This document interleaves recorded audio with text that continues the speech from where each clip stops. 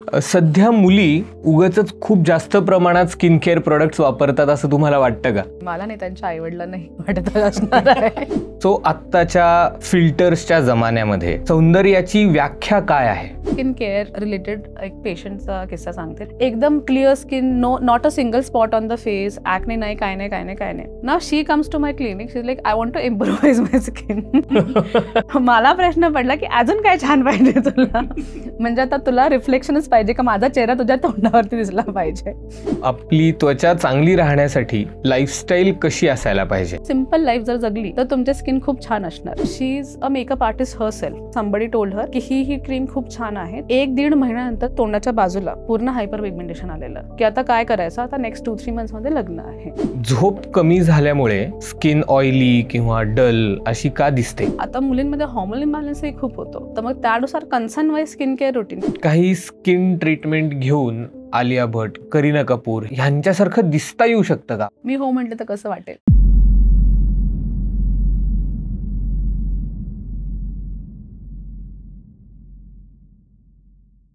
नमस्कार मंडळी, वैचारिक किडाच्या वैचारिक गप्पांमध्ये तुम्हा सगळ्यांचं स्वागत. आपली स्किन चांगली ठेवण्यासाठी आपण आपल्या लाईफस्टाईलमध्ये काय बदल घडवला पाहिजे किंवा ती कशी असली पाहिजे, ह्यासाठी आज आपल्याशी गप्पा मारायला आलेले आहेत डॉक्टर तृष्णा गुप्ते मॅम. मॅम, तुमचं आमच्या शोमध्ये स्वागत आहे. Thank you so much. मॅम, तुम्ही आमच्या प्रेक्षकांना तुमचा थोडक्यात इंट्रोडक्शन देऊ शकता का? डेफिनेटली. तर माझं नाव डॉक्टर तृष्णा गुप्ते. मी लास्ट 13 इयर्सपासून क्लिनिकल कॉस्मेटॉलॉजी प्रॅक्टिस करते आहे. 7 इयर्सपासून डॉक्टर्सला शिकवते आहे. आणि आमचा बेसिकली किंवा माझा प्रॅक्टिस करण्याचा मेन उद्देश असा आहे की स्किन तर चांगली दिसावीच, बट स्किन हा एक ऑर्गन आहे आणि ऑर्गन समजून लोकांनी त्याची काळजी घेतली पाहिजे, ना की as a plastic or something that you apply आणि स्किन चांगली होऊन जाईल. आत्ताच्या फिल्टर्सच्या जमान्यामध्ये सौंदर्याची व्याख्या काय आहे?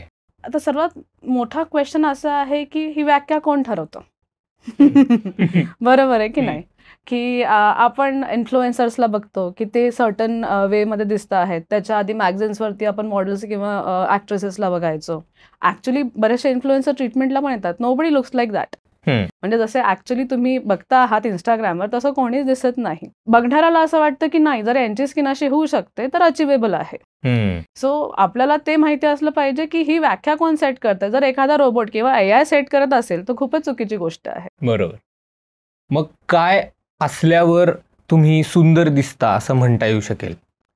तर बेसिकली माझ्यासाठी जर ब्युटिफिकेशनची व्याख्या जर तुम्ही विचारली तर healthy skin is a beautiful skin. मग हेल्दी स्किन काय असते की you should not have any pigmentation. Skin damage होते आहे तेव्हा स्किन पिगमेंटेशन बनवते. ॲक्ने म्हणजे हॉर्मोन इम्बॅलन्स किंवा डेफिशियन्सी रिलेटेड किंवा जेनेटिक रिलेटेडही असतात. तर ॲक्ने नसणं, सो पिगमेंटेशन नसणं, ॲक्ने वगैरे नसणं, स्किन क्लिअर असणं, हायड्रेटेड असणं आणि एक सॉफ्ट स्मूथ सरफेस असलं पाहिजे. पोर्स जे असले पाहिजे ते मिनिमली विजिबल पाहिजे. तर that is something will come with healthy skin. हे आपल्या हेल्दी स्किनची व्याख्या झाली. आणि हेल्दी स्किन छान दिसते. तुम्हाला अगदी स्नॅच लुक किंवा एकदम गोरं गोमटं किंवा अगदीच माझा चेहरा रिफ्लेक्ट व्हायला पाहिजे इतकी glowing skin, that is not healthy skin, even that is not realistic. शहरातल्या आणि गावातल्या लोकांच्या स्किनमध्ये फरक असतो का? डेफिनेटली. त्यांची रेझिलियंट किंवा resistance capacity toward skin damage जास्त असते. ओके. लवकर डॅमेज नाही होत कारण की त्यांचं एअर क्वालिटी बेटर असते, फूड क्वालिटी मोर प्युअर असते, लाईफस्टाईल चांगली असते. ते रात्री 2-2 वाजेपर्यंत इंस्टाग्रामवर रील्स स्कोर नाही करत. सकाळी उठून काम करतात आणि रात्री लवकर झोपतात. म्हणजे if you are looking at that, comparing that kind of a lifestyle, तर मग त्या वेमध्ये बघितलं तर ते तुमच्या अंदाजे, म्हणजे ब्युटी तुम्ही विचारलं मला की बरी भाषा काय आहे ब्युटिफिकेशनची, तर मग ते तुमच्या भाषेत जर गोरव दिसणं हे सुंदर असेल तर मग ते तुमच्यासाठी नसेल चांगलं, बट चांगली स्किन असेल डेफिनेटली हेल्दी असतात.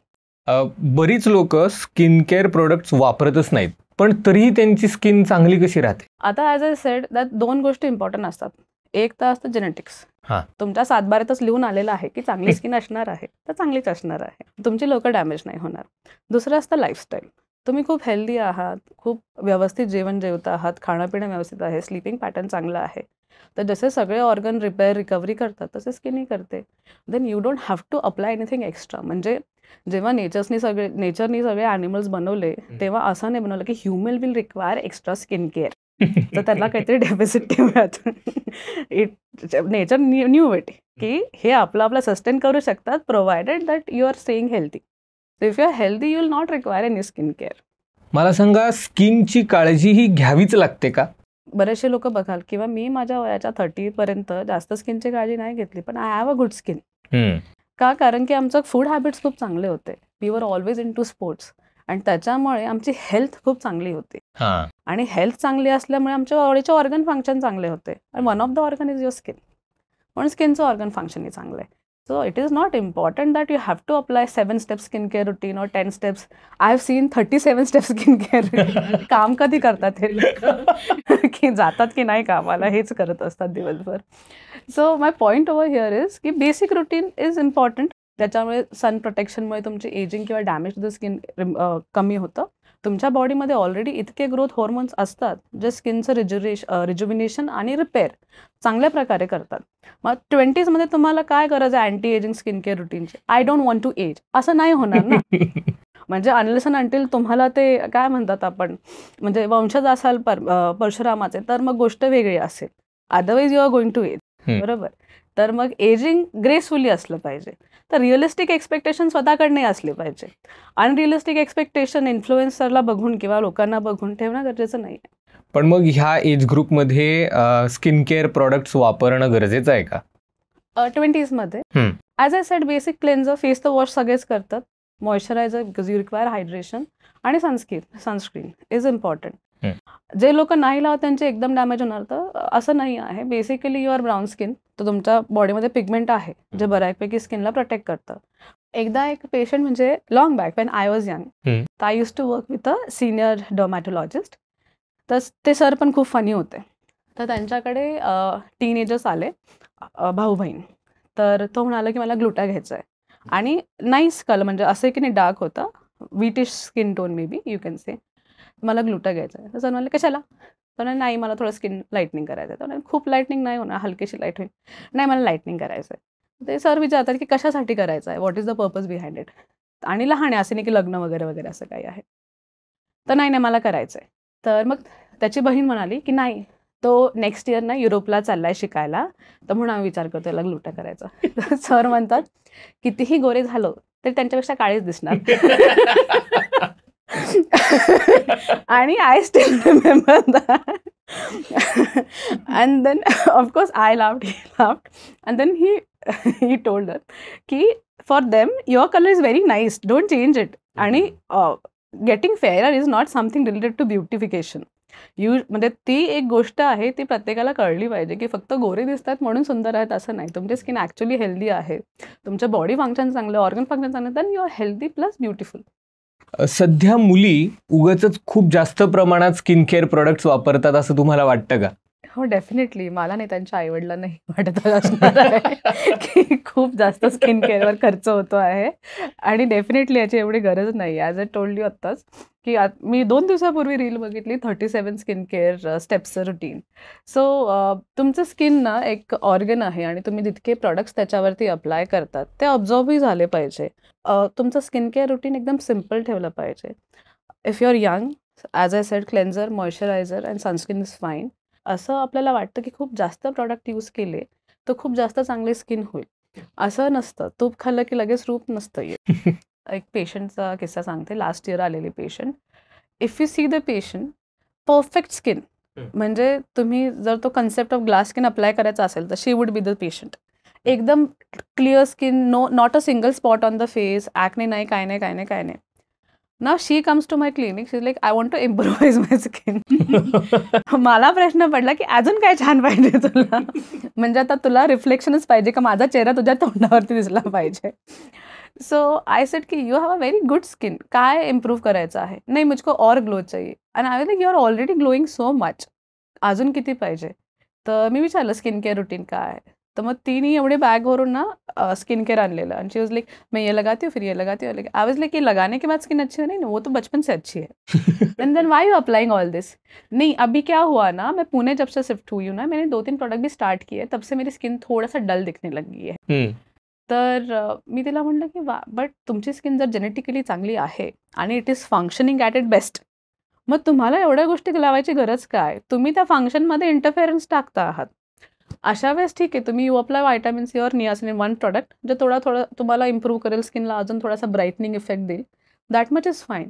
बट तुम्हाला अजून 10 प्रोडक्ट्स लावायचे आहेत, त्याच्यात तुम्हाला ट्रीटमेंटही करायची आहे, म्हणजे तुमचं जे नॉर्मल चाललेलं फंक्शन आहे ते इंटरफेअर करून तुम्हाला असं वाटतं की ते अजून चांगलं फंक्शन करेल, असं नाही आहे. महात्मा गांधींचं एक खूप छान वाक्य आहे, there is enough for everybody's need but not for greed. तर ते ग्रीड कुठपर्यंत जाऊन संपणार त्याला काही लिमिटेशन नाही आहे. मग मी तिला मल्टीव्हिटॅमिन थोड्याशा लिहून दिल्या आणि एक सिम्पल स्किन केअर रुटीन सांगितलं. म्हटलं यू स्टॉप युझिंग ऑल दिस, यातले 2 प्रोडक्ट फक्त, एक सकाळी एक रात्री लावायचं. Patient had very good skin, तशी स्किन हलकीशी ब्राईटनिंग थोडीशी वाढलेली and she was very happy. Next time she came after 2 month, she is like अभी अच्छी दिखते, अभी कुछ कर सकते. लाईक अगं नाही करायचं आहे, काय करायचं आहे तुला स्किनवरती? Do you want anything extra? काही कन्सर्न आहे का? नाही ना. दिवसातनं जर 10 पेशंट बघत असेल त्यातलं एक पेशंट असा असतो की अजून छान पाहिजे. मुलांचं आणि मुलींचं स्किन केअर रुटीन वेगळं असतं का, आणि असेल तर ते कसं असायला पाहिजे? खूप जास्त वेगळं नसतं. स्पेशली मुलांचं जर सांगायला गेलं की त्यांना तुम्ही खूप जास्त रुटीन पण द्यायला दिलं तर ते अजिबातच फॉलो नाही करणार. So try to keep it very simple, like cleanser, moisturiser, sunscreen. मुलींची स्किन, आता मुलींमध्ये हॉर्मोन इम्बॅलन्सही खूप होतो, तर मग त्यानुसार concern wise skin care routine, किंवा मुलींमध्ये सेन्सिटिव्हिटी असण्याचे चान्सेस जास्त असतात, मग अकॉर्डिंगली तुम्ही स्किन केअर रुटीन बनवायला हवं. मुलांमध्ये कोणाची स्किन ऑइली असेल, कोणाची ड्राय असेल, त्याचंच प्रत्येकाचं skin care routine would be different. आजच्या लाईफस्टाईलचा स्किनवर काय परिणाम होतोय? वेन आय रिमेंबर, मी जेव्हा लहान होते आणि स्कूलमध्ये होते, I don't remember even hearing और लिसनिंग टू असं काही की PCOD आहे कोणाला, किंवा PCOS आहे कोणाला, किंवा कोणाला खूप ॲक्ने आहेत, असं एखाद दुसरं कोणतरी भेटायचं की त्याला ॲक्ने आहेत असं, राईट? आता तुम्ही जर बघितलं, specially kids, teenagers, almost you will see 70% of the females patient जरी येत असतील, 70-80% females will have PCOD, PCOS. तर मग आता मेजर काय चेंज झालं आहे, तर लाईफस्टाईल चेंज झाली आहे. पेरेंट्सची लाईफस्टाईल चेंज झाली आहे आणि मुलांची लाईफस्टाईल चेंज झाली आहे. We use to play so much, म्हणजे आम्ही इतकं बाहेर खेळायला जायचो की आमची आई ओरडायची आमच्यावरती आणि ओरडत घरी घेऊन यायचे. आणि आता मुलांना बाहेर ढकलून पाठवावं लागतं. फिजिकल ॲक्टिव्हिटी कमी झाली आहे, स्क्रीन एक्सपोजर वाढलं आहे. स्क्रीन एक्सपोजरने तर डेफिनेटली तुमची लिथार्जी, म्हणजे एकाच जागी बसण्याची सवय तर वाढते, but at the same time तुमच्या डोळ्यांवरती आणि बॉडीवरती स्ट्रेस स्क्रीनचा खूप जास्त येतो. That also create some hormone imbalance. Food habits change झालेले आहे, जंक फूड जास्त वाढलेलं आहे. म्हणजे तुम्ही लहान असाल किंवा मी लहान असेल, यू डोंट, म्हणजे आपल्याला आठवत नाही की आपण इतक्या वेळेस पिझ्झा खायचो किंवा बर्गर खायचो, किंवा जंक फूडची ॲसेसिबिलिटी इतक्या लवकर असेल की लगेच तुम्हाला पाहिजे आणि ऑर्डर केलं, असं नाही. You have to cry behind your parents आणि मग ते आपल्याला कुठे मिळायचं. आणि तुम्ही बऱ्याचशा यंग पॉप्युलेशनमध्ये बघाल, thyroid, PCOD, PCOS, diabetes, pre diabetes, असे खूप सारे पेशंट, आणि हे सगळे तुमच्या स्किनवर रेफ्लेक्ट करतात. झोप कमी झाल्यामुळे स्किन ऑइली किंवा डल अशी का दिसते? सो थोडं टेक्निकल आहे.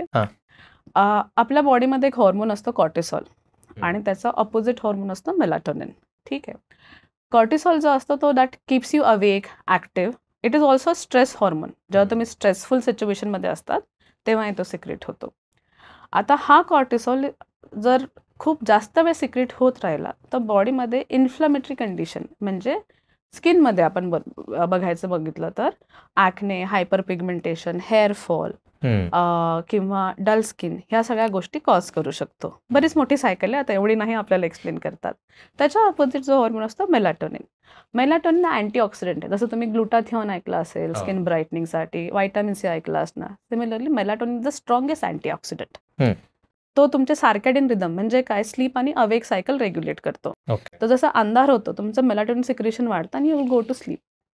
आणि मग त्यावेळेस मेलाटोनिन फक्त तेवढंच झोपेचं काम नाही करत, तर तुमच्या बॉडीमधलं इन्फ्लमेशन, तुमचं गटची हेल्थ, म्हणजे डायजेस्टिव्ह सिस्टम इम्प्रूव्ह करणं, at the same time oxidative stress improve करणं, टॉक्सिन्स कमी करण्याचं कामही करतो.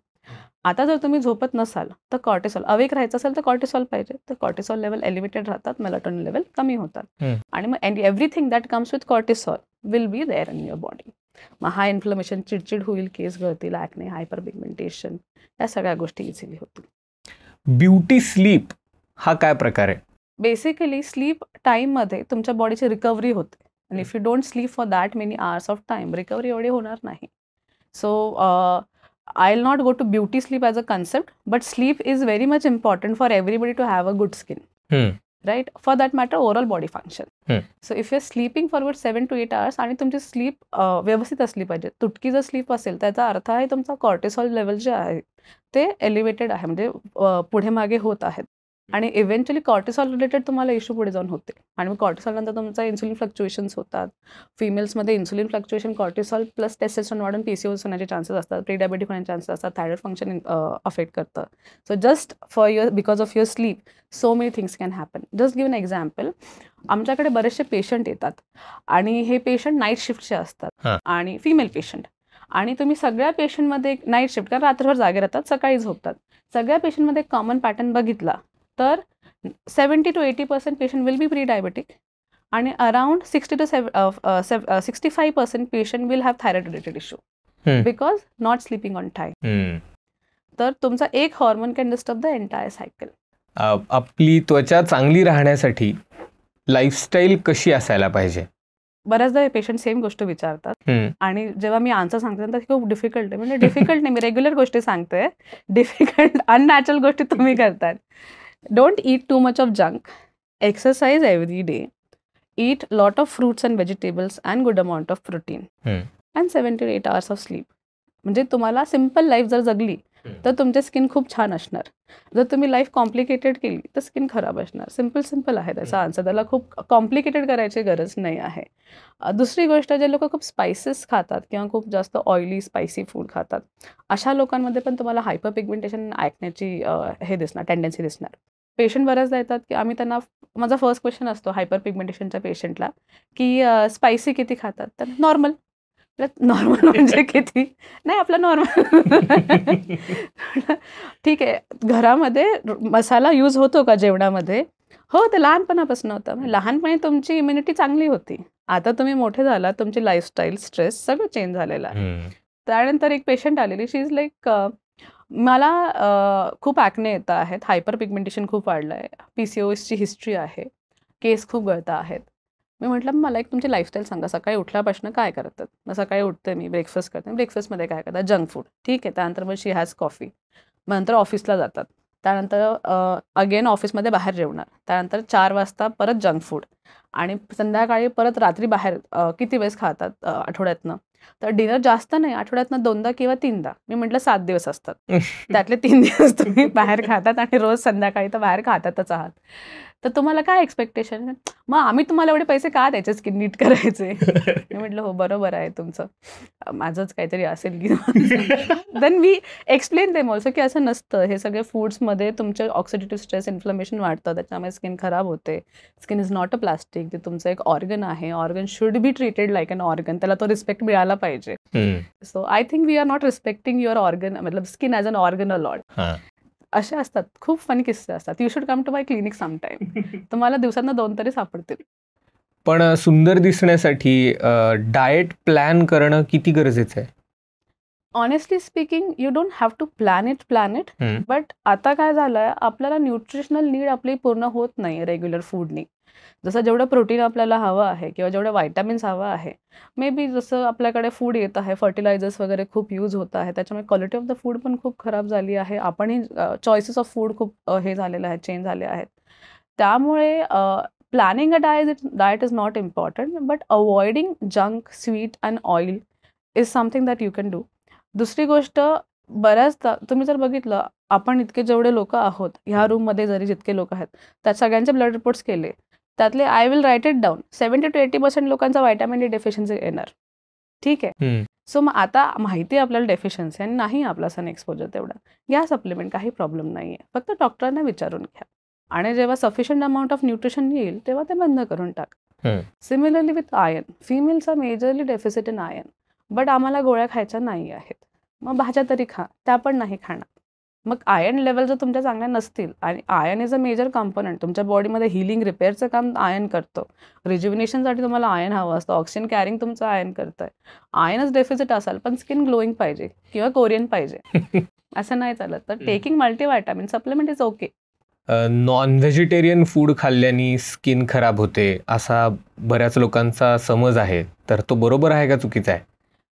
आता तो पार्शल चुकीचा आहे असं मी का म्हणते? ठीक आहे, तुम्ही बॉइल्ड चिकन खाल्लं काही प्रॉब्लेम नाही, बॉइल्ड एग्स खायला काही प्रॉब्लेम नाही. The way you cook it. तुम्ही खूप ऑइल टाकणार, स्पायसेस टाकणार and then you make a nonveg. आपल्याकडे जर तुम्ही बघितलं इंडियामध्ये तर नॉनव्हेज तसंच कुक केलं जातं. तुम्ही ग्रिल किंवा बॉईल फक्त थोडंसं ऑइल लावून वगैरे असं तर नाही खात आहेत. तर डेफिनेटली नाही, नॉनव्हेज खाल्ल्याने स्किन खराब वगैरे नाही होत. In fact you require protein. तुमचे स्किन प्रोटीनच्या बनलेले, hair is made up of protein, तर you need protein. But also protein जेव्हा डायजेस्ट होतं तर फायबर सोबत हवं असतं. तर नॉनव्हेज खाताना सोबत फायबर्स, व्हेजिटेबल्स किंवा फ्रुट्स खाणे इम्पॉर्टंट आहे. तर तो प्रोटीन व्यवस्थित ब्रेकडाऊन होतं. इन्फ्लामेशन बॉडीमध्ये जास्त होणार नाही. दुसरी गोष्ट, तुम्ही खूप स्पायसेस किंवा ऑइलसोबत कुक केलं असेल मग त्याचा काही उपयोग नाही, ते तुम्हाला त्रासच देणार. स्किन चांगली राहण्यासाठी असं काही स्पेसिफिक आहे का की जे खाल्लंच पाहिजे?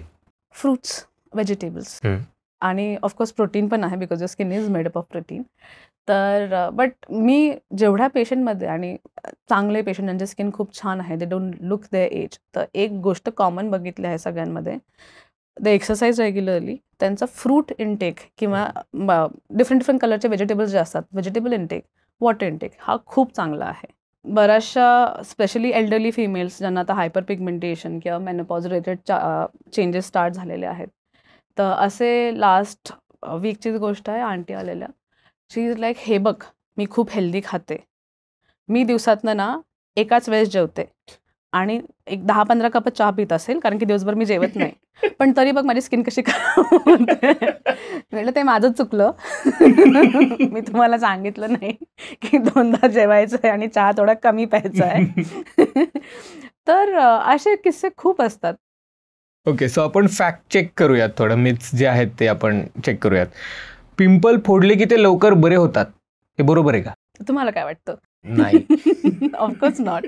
पिंपल फोडले तर पिगमेंटेशन येणार आणि तुम्ही इंजुरी करतात, इंजुरीसारखी स्कारिंग होतात. आणि सर्वात वर्स्ट, पिंपल ट्रीट करता येतात, पिगमेंटेशन पण बऱ्यापैकी ट्रीट करतात. Scar are the most difficult thing to treat. तर कधीच पिंपल नाही फोडायचे.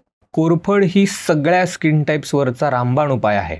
मग सगळे सुंदर दिसले असते.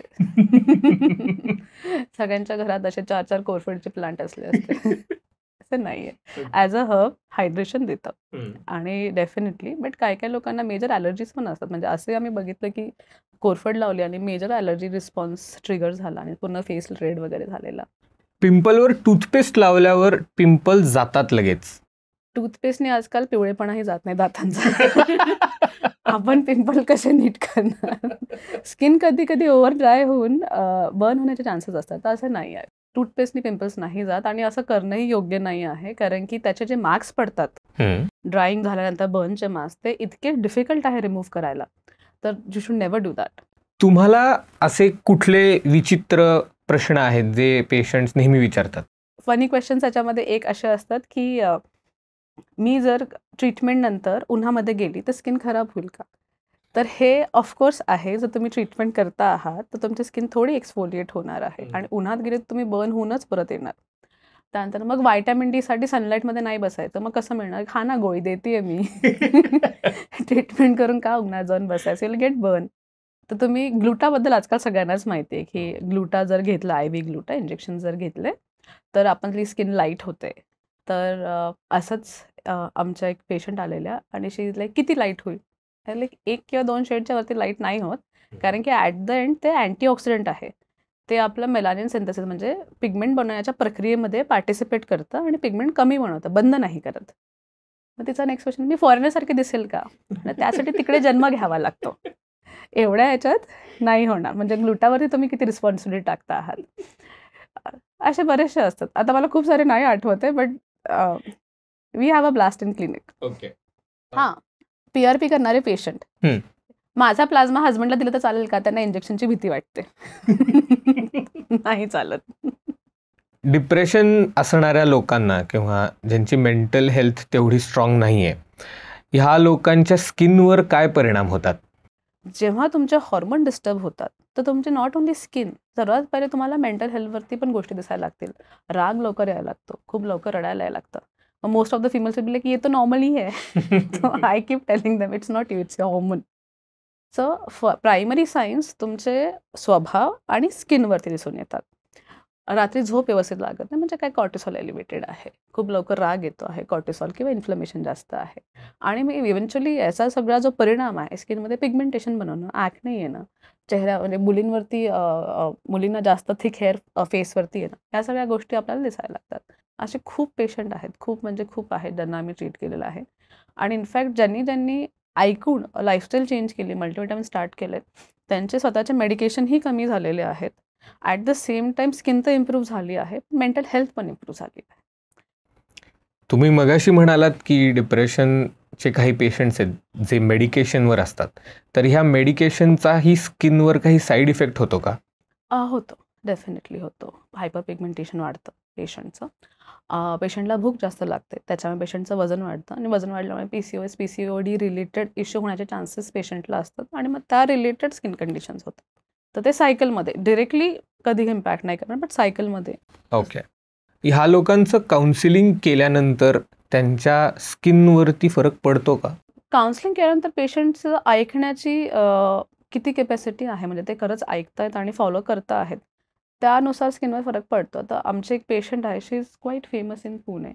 वर्क खूप चांगलं आहे, बट आय डोंट नो, काहीतरी झालं लास्ट 3-4 इयर्समध्ये, went through depression, very bad phase. आणि म्हणजे she is into modelling. मी त्यांना खूप सुंदर असं बघितलेलं, एकदम फिट वगैरे वगैरे. शी gain 15-18 kgs. It took me 3 months just to counsel her. म्हटलं ट्रीटमेंट जाऊ देत, you come down every week and will counsel you. And now she lost 20 kgs. Skin has become a lot better, started working again. So तुमचा confidence improve होतो. हो. तुम्ही जर तुमचं depression through चालले आहात आणि हॉर्मोन इम्बॅलन्स होत आहेत आणि तुमची स्किन खराब होते, look is something that is very personal and dear to people. आणि त्यामुळे कॉन्फिडन्स डाऊन झालं की डिप्रेशन अजून वाटतं. आणि मग जेव्हा ह्या गोष्टी रिव्हर्स व्हायला लागतात, पेशंट फील हॅपी, थोडा कॉन्फिडंट, मग बऱ्याचशा गोष्टी इम्प्रूव्ह व्हायलाही सुरुवात होतो. असं कुठलं क्रीम आहे का की जे लावून गोरं होता येतं? ॲक्च्युली काय आहे, अशी कुठली क्रीम किंवा अशा खूप साऱ्या ट्रीटमेंट्सही नाही आहे ज्याच्याने तुम्ही ॲक्च्युली तुमचा स्किन शेड खूप चेंज करू शकता. बरं. मोस्टली इंडियामध्ये हा एक ट्रेंड आहे, किंवा तुम्ही थोड्या टाउन साईडला बघितला, छोट्या शहरांमध्ये किंवा विलेजेसमध्ये लोकं स्टेरॉइड्स लावतात आणि स्टेरॉइड्समध्ये टेम्पररी स्किन थोडीशी लाईट दिसायला लागते आणि व्हाईट ब्राईट दिसायला लागते. पण त्याचा एकदा तुम्हाला स्टेरॉइडचा रेझिस्टन्स बसला, म्हणजे एकदा स्किन खराब व्हायला लागली स्टेरॉइडमुळे, तर ती रिपेअर करणं इतकं डिफिकल्ट होतं, कारण की तेव्हा स्किन सेन्सिटिव्ह असते, तर खूप ट्रीटमेंट नाही करता येत रिपेअर करण्यासाठी. स्किनचं क्वालिटी डॅमेज झालेली असते, त्याच्यामुळे पिगमेंटेशन कंटिन्यूस यायला लागतं. तर तुमची मग स्किन सेन्सिटिव्ह होते, पिगमेंटेशनही वाढतं, चेहरा उन्हात गेला की लगेच लाल पडतो, किंवा काही काही लोकांचा म्हणजे कंटिन्युअसली रेडनेस असतो.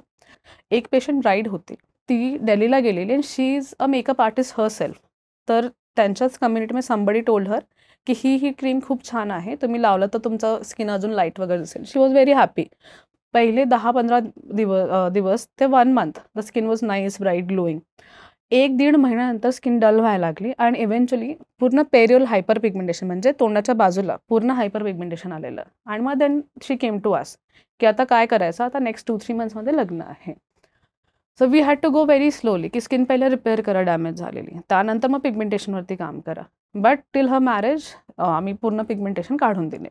So that was a success story for us. पण आय वॉज स्केप्टिकल की किती रिपेअर करू शकतो. तर तिला मी आधीच सांगितलेलं की I am very skeptical, result किती पर्सेंटेज येणार. पण थँकफुली तो आला आणि शी वॉज हॅपी. म्हणजे मॅरेजमध्ये चांगली दिसत होते. सो अशा गोष्टी असतात.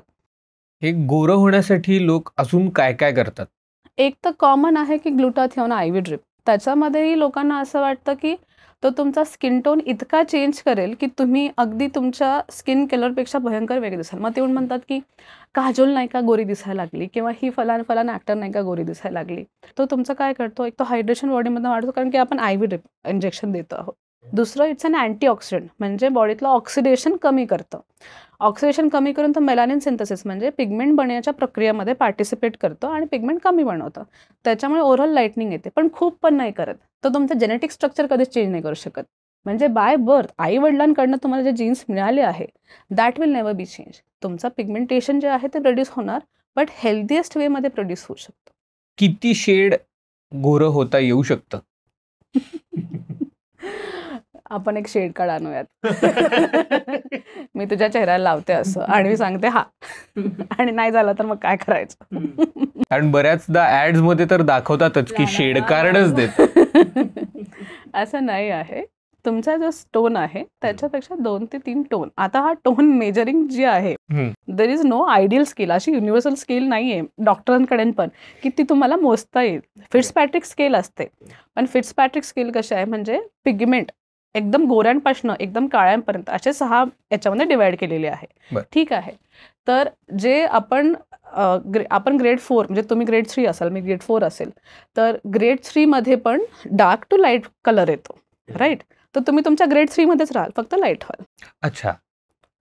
मी ग्रेड 4 मध्येच थोडं अजून लाईट होऊ शकते असं.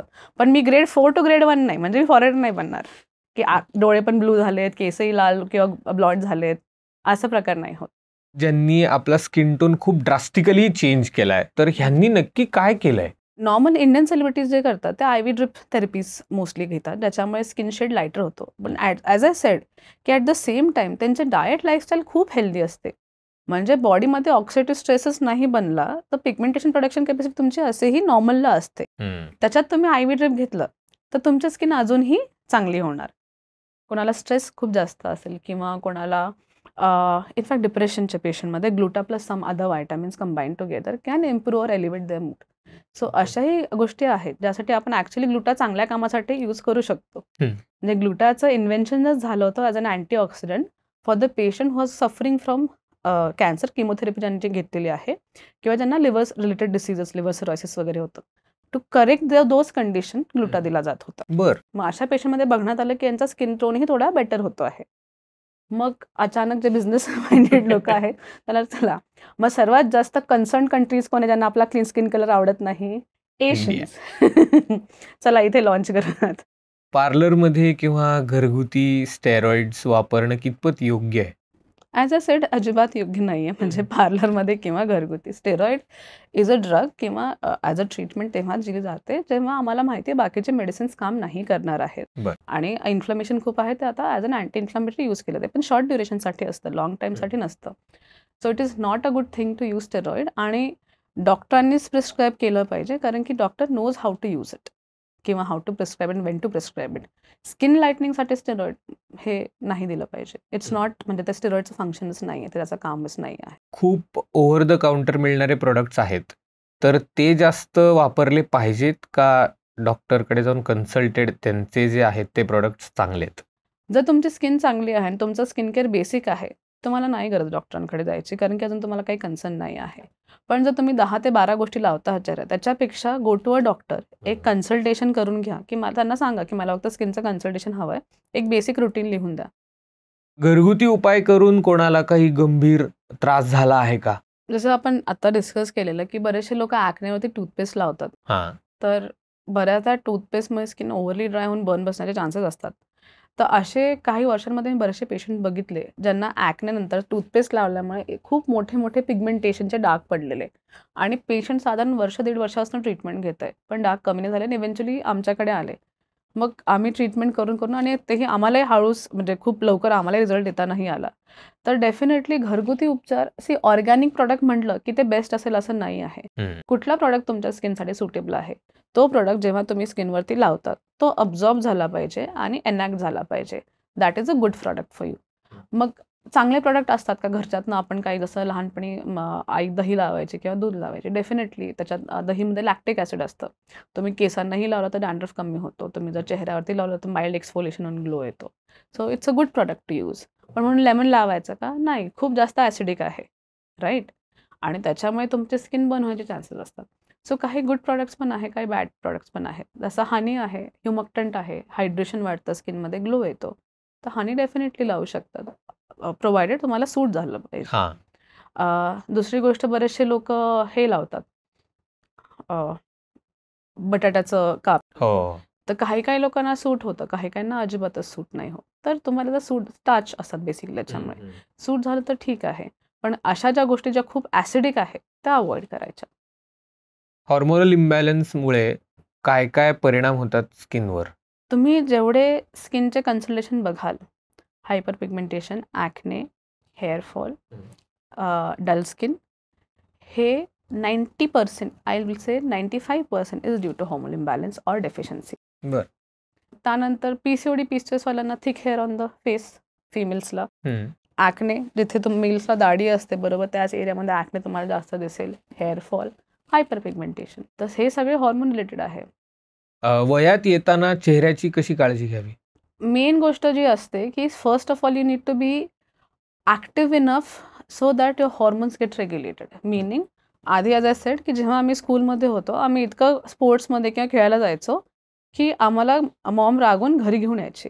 आता मुलं एकाच जागी बसलेलं असतात. तर तुम्ही जर बघितलं PCOD PCOS वाले पेशंट टीनएजर्समध्ये खूप जास्त आहेत आणि मग स्किन रिलेटेड कंडिशन्स पण असतात अशा पेशंटला. आता ह्या एजमध्ये जेव्हा तुमची ग्रोथ स्टार्ट होत आहे तुम्ही you should look at 20 years later. आता हेल्दी राहिला की तुमचे नेक्स्ट 20 इयर्स नंतर ही स्किन चांगलीच राहील. सो प्रायमरी थिंग अगेन म्हणजे दिस इज व्हेरी क्लिशे, लोकांना ऐकायला एवढं आवडत नाही. Exercise when you are in the age of exercising. You don't need to sit in front of TV and phones, right. Eat healthy because तुमची body आता growth फेजमध्ये आहे आणि जसं तुम्हाला न्यूट्रिशन मिळेल तशी बॉडी ग्रो करणार आहे. Third thing is basic skin care routine, cleansing, moisturising, sunscreen. तुम्हाला अजून जास्त काहीच नको हवं आहे. जर कोणाला ॲक्ने आहे तर ॲक्ने रिलेटेड आपण स्किन केअर ॲड करू शकतो. पण मेन काय कशामुळे होतात ॲक्ने? हॉर्मोन इम्बॅलन्समुळे. तुमच्या आता हॉर्मोन फ्लक्च्युएट होतात कारण की ग्रोथ फेजमध्ये you are going to hit puberty. मग अशा वेळेस तुम्ही तुमची प्युबर्टी हिट करताना ग्रोथ जी आहे ती व्यवस्थित व्हायला पाहिजे. ही तुमची किंवा पेरेंट्सची हे आहे रिस्पॉन्सिबिलिटी. पिरियड्स आणि स्किनचं काय कनेक्शन आहे? काय त्रास होऊ शकतात? बऱ्याचशा पेशंटला अराउंड मेन्सेस किंवा पिरियड्सच्या अराउंड ॲक्ने येतात, राईट. तर काय येतात? ज्या लोकांचं टेस्टोस्टेरॉन ऑलरेडी फ्लक्च्युएटिंग आहे, वरती खाली होत आहे. अराउंड मेन्सेसच्या आधी टेस्टोस्टेरॉन बऱ्यापैकी वाढलेलं असतं पिरियड्समध्ये आणि मग अशामुळे प्रोजेस्टेरॉन लेवल पण फ्लक्च्युएट होत असतात. अशा वेळेस तुम्हाला ॲक्ने येण्याचे चान्सेस जास्त असतात. ज्या लोकांना अजिबात फ्लक्च्युएशन्स नाहीत हॉर्मोनचे अशा लोकांना मेन्सेसमध्ये पण ॲक्ने येणार नाही. दुसरी गोष्ट, ज्या लोकांची स्किन ऑइली जेनेटिकली फॅमिलीमध्ये हिस्ट्री आहे, मग ते काय आहे जेनेटिक्स आहेत. तर तुम्हाला अराउंड मेन्सेस तुमचं ऑलरेडी जेनेटिकली टेस्टोस्टेरॉन किंवा ॲक्ने प्रोन कंडिशन आहे, पिरियड्सच्या आजूबाजूला तुम्हाला येतीलच ॲक्ने. मग अशाच एक सिम्पल ॲक्नेवाला जो क्रीम आहे ते स्टार्ट करायचं यूज करायला. आठवड्यातनं 2दा जरी केलं तरी चालतं. You don't need to be like Einstein to understand all this concept. Simple गोष्टी असतात. स्कार्स किंवा डार्क सर्कल्स कसे घालवता येतात? See, scar is different, dark circle is different. Scar म्हणजे ॲक्ने येऊन गेला आणि आता खड्डे पडलेले आहेत, दीज आर स्कार. किंवा काही लागला आहे त्याचा तो अनइवननेस स्किनवरती आलेला आहे. स्कारसाठी ट्रीटमेंट लागेल. तुम्हाला क्लिनिकल ट्रीटमेंट्स लागतात ज्याच्यामध्ये मग मायक्रोनिडलिंग, MNRF, लेझर्स अशा बऱ्याचशा ट्रीटमेंट्स असतात. What ever is suitable for you. आपण पेशंट बघतो त्या पेशंटच्या स्किनवरती कुठली ट्रीटमेंट सूट होईल, कुठली कॉम्बिनेशन सूट होईल त्यानुसार आपण ट्रीटमेंट ठरवतो.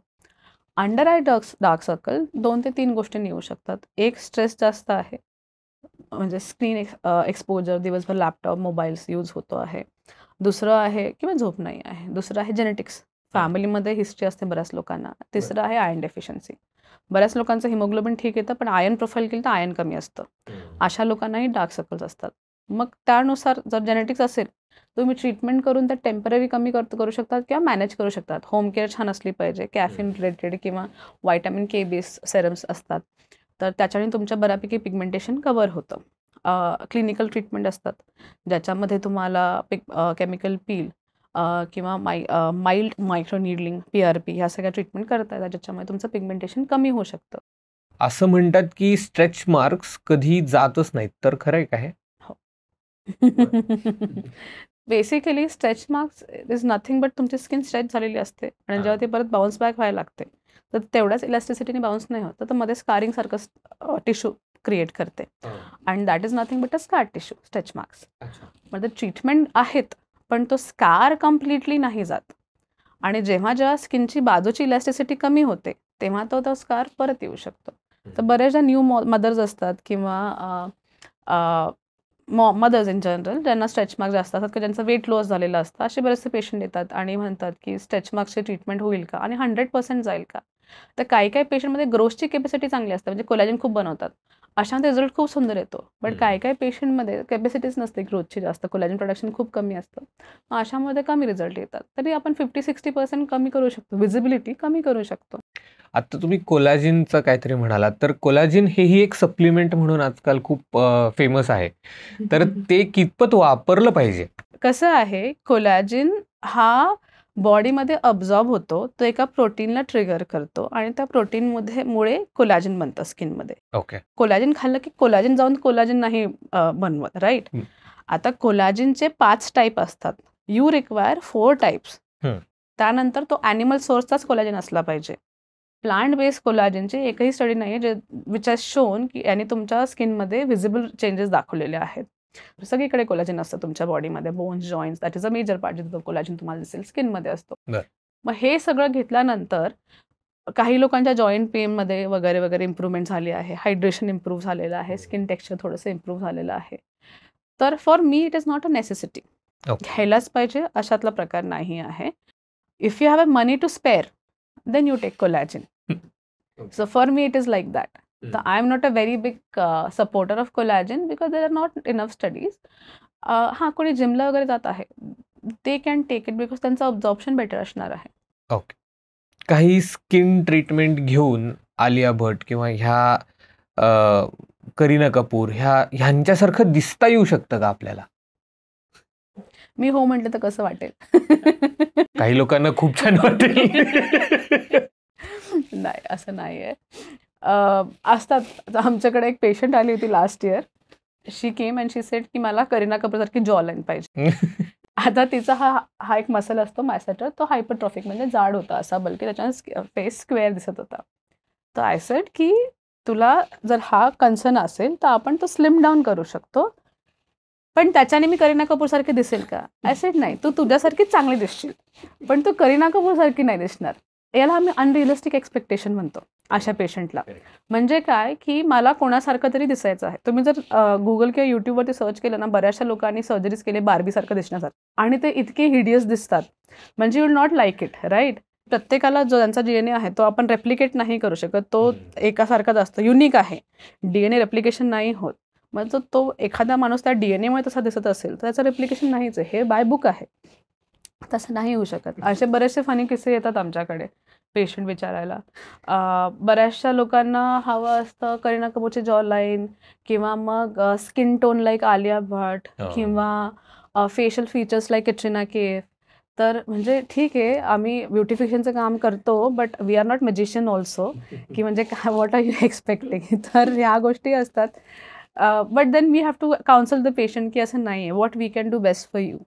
तुमच्या स्किनवरती काय चांगलं दिसेल किंवा तुमच्या फीचर्स करेक्शनमध्ये करून आपण काय इम्प्रूव्हमेंट करू शकतो. आणि पण पेशंट ॲक्सेप्टेबल असला पाहिजे. काही काहींचं ॲडव्हान्सी असते की तसंच दिसायचं, तसं नाही दिसलं तर नाही करायचं. आता आपली स्किन चांगली आहे का नाही हे कसं ओळखायचं? ॲज अ सेड की चांगल्या स्किनचं डेफिनेशन काय आहे की स्किन खूप जास्त ऑइली नाही पाहिजे, ड्रायही नाही पाहिजे. शुड हॅव मिनिमल पोर्स, म्हणजे पोर्स सगळ्या स्किनवरती असतात पण विजिबिलिटी कमी पाहिजे.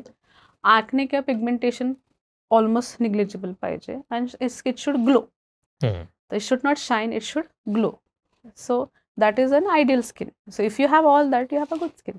तुमचं क्लिनिक कुठे आहे आणि तुम्ही तिथे कुठल्या कुठल्या ट्रीटमेंट्स देता? माझं क्लिनिक कोरेगाव पार्कमध्ये आहे, लेन 7. आणि we do all skin related cosmetic treatments. I don't do clinical treatments, meaning मी इन्फेक्शन्स वगैरे नाही बघत. But all cosmetic treatments can be done at our place. म्हणजे right from hair, skin, scar, body related treatment जे काही आहे, we do all the treatments. We are famous because माझं studies खूप जास्त आहे. Hormone imbalance, hormonal relation, deficiencies and skin relation, systemic correction, correlation. Systemic correction म्हणजे organ function कसं होतं आणि त्या ऑर्गन फंक्शन बाकीच्या ऑर्गन्सला कसं इम्पॅक्ट करतं.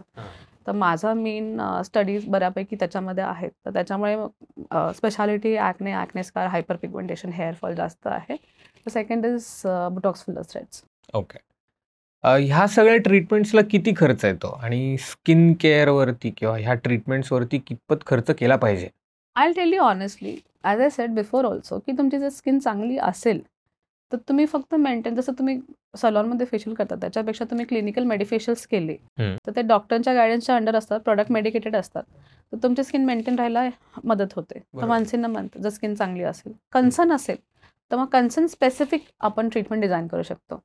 आणि मी असं कधीच नाही म्हणत की तुम्हाला जर ॲक्ने आहे तर तुम्हाला ही ट्रीटमेंट लागेल. I will make the patient sit, blood reports घेणार आणि त्या पेशंटसाठी पर्टिक्युलर ट्रीटमेंट डिझाईन केली जाते की तुमच्या स्किनमध्ये हे आहे. तर बऱ्याचशा लोकांना खूप हार्श ट्रीटमेंट सूट नाही होत, बऱ्याचशा लोकांना माइल्ड ट्रीटमेंट सूट नाही होत.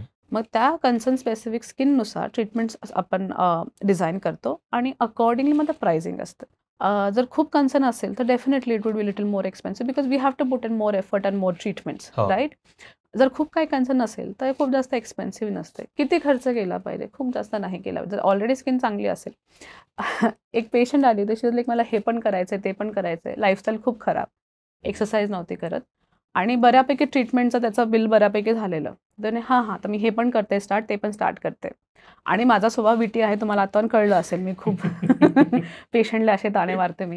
तर हां हे पण करणार, ते पण करणार वगैरे वगैरे. म्हटलं तुला एक सांगू का मी? त्याने काय म्हटलं, तू इतके पैसे इथे देते ना, एक 10,000 काढ, एक सुंदर शूज विकत घे आणि रोज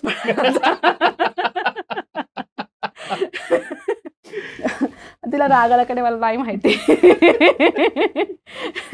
पण तिने एक ट्रीटमेंट कमी केली आणि next time she came for the treatment. म्हटलं गेली होतीस का तू एक्सरसाइज करायला? शी वाज लाईक हो आता मी रेग्युलरली जाते. ऑन द सिमिलर नोट, एक teenage daughter had come with her father आणि ते दिसत होते की ते फादरला ड्रॅग करून आणलेलं. खूप ॲक्ने होत्या चेहऱ्यावरती, अराउंड 18 इयर असेल, ठीक आहे. आणि बघूनच कळत होतं की डेफिशियन्सी असतील पेशंटला, बारीक ॲनेमिक पेशंट होती. तर मी तिच्या डॅडला विचारलं की फूड हॅबिट्स कशा आहेत? आणि खूप खराब. रात्री झोपते का व्यवस्थित? नाही, वेळेवर नाही झोपत, मोबाईल किंवा ते लॅपटॉपवरती खेळत बसलेली असते. म्हटलं बरं. मी त्यांना मग समजून सांगितलं. मी म्हटलं हे लाईफस्टाईल रिलेटेड ॲक्ने आहेत, जोपर्यंत ती लाईफस्टाईल चेंज करत नाही, मी कितीही ट्रीटमेंट केलं, मी पेशंटला कितीही घासला तरी पेशंट नीट होत नसतो. तुम्ही 2 महिने ट्रीटमेंट न करता मी मल्टीव्हिटॅमिन देते आहे, लाईफस्टाईल लिहून देते चेंज काय करायचं आहे ते ट्राय करा. 2 महिन्यांनी तुम्ही मला फॉलोअपला या, नाही चेंज झालं तर मी ट्रीटमेंट स्टार्ट करेन. The girl was very disappointed. त्यामुळे मी तुमचे खूप व्हिडिओज बघितले इंस्टाग्रामवर, असं तसं. I like everything is right, what you are saying is also right, but you will have to give that kind of a chance where you are putting some effort in your self आणि तुम्ही स्वतःवरती काहीतरी कष्ट करून काहीतरी मिळवत आहेत. नाही तर your father is paying money, you are coming here getting a treatment done. जो पण ट्रीटमेंट चालू असणार तुला रिझल्ट येईल. ट्रीटमेंट बंद झाले, हॉर्मोन तर मी नीट नाही करत आहे ना, तेव्हा हॉर्मोन इम्बॅलन्स करून तुला परत ॲक्ने येणार. यू गो होम ना. Daughter was very unhappy, she was really sad. She was like नाही अजून एक क्लिनिक आहे. आणि नंतर मला बाहेर ऐकायला आलं, आय वॉज वॉकिंग अँड ती शी वॉज सेइंग की अजून एक क्लिनिक तिथे जाऊयात. मी त्यांच्या वडिलांना परत बोललं, म्हटलं दुसरीकडे जाल तर ते तुम्हाला नक्की ट्रीटमेंट देतील, बिकॉज ॲट द एंड सगळ्यांना कमर्शियल एक ॲस्पेक्ट पण असतो. नका करू, 1 महिना थांबा ॲटलिस्ट आणि मला 1 महिन्याने तरी तुम्ही येऊन मला सांगा. नेक्स्ट मंथ, आत्ता 2 आठवड्यापूर्वी ती पेशंट येऊन गेली with her sister. No acne on the face, फक्त ॲक्नेचे रेड स्पॉट्स. मी म्हटलं झाली का नीट तू? आणि मग her sister also came for the acne and acne scar consultation. I said acne I can treat, scar will require treatment. So as a doctor also you have the responsibility. तुम्ही कुठल्या age ग्रुपला काय treatment देत आहेत किंवा कसं consult करता आहेत. प्रत्येक गोष्ट तुम्ही कमर्शियल ॲस्पेक्टने नाही बघू शकत. करेक्ट. सो थँक्यू तृष्णा मॅम. Thank you so much. आमच्या प्रेक्षकांना खूपच जास्त इन्साइटफुल माहिती तुम्ही दिली आहे, तो खरंच थँक्यू. हा व्हिडिओ जर आवडला असेल तर नक्की शेअर करा, लाईक करा आणि वैचारिक किडाच्या पेजला सबस्क्राईब करा. भेटूया पुढच्या एपिसोडमध्ये. धन्यवाद.